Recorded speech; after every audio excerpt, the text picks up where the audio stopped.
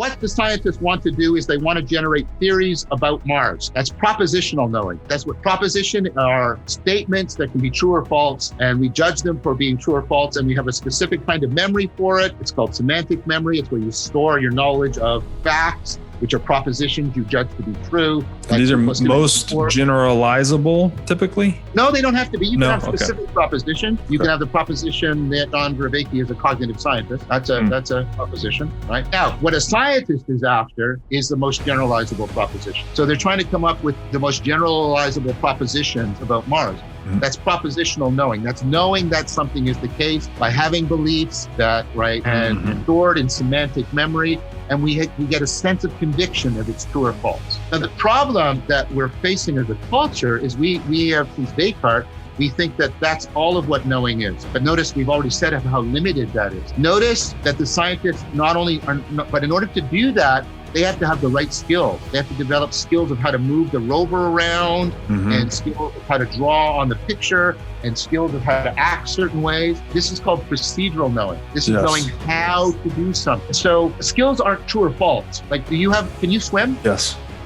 Is the skill, not my claim about your skill, but is the skill of swimming true or false? I don't know. It doesn't make any sense because we don't judge skills by truth or falsity. We judge them in terms of how powerful they are. So notice we have different ways of thinking about realness, the truth of our proposition, the power of our skills. But we've talked about consciousness. And remember what do the scientists also need? They need a sense of being on Mars, that sense of presence. Yes. They need to be salience landscaping, right? That's perspectival knowing. That's the knowing that what it's like to be here now in this state of consciousness. That perspectival knowing, its sense of realness is that sense of presence. And then the deepest, the most primordial one, the one that we've been alluding to here all throughout this, is participatory knowing. This is knowing that comes from, in which your knowing of the other and the knowing of yourself are inseparably bound together. It's where you're assigning and assuming identities, and the environment and you are co-shaping each other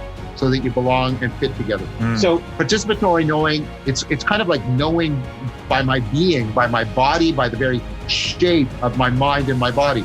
So because of the being that I am, and because culture has shaped this, there's an affordance between me and it. Participatory knowing generates affordances. This is graspable to me, right? And then perspectival knowing makes some of those affordances salient to you. The affordance is always there, right? And then I make it present to me, and I actually grasp the cup, right? And in order to grasp the cup, so perspectival knowing gives me the situational awareness, and then I trigger the right skills, the procedures, and only when I can interact with the world can I then come to the proposition, there is a bottle there. The semantic, yes. So the semantic comes after the procedural, right? We were acting these things out way before we could abstract and talk about them. Of course.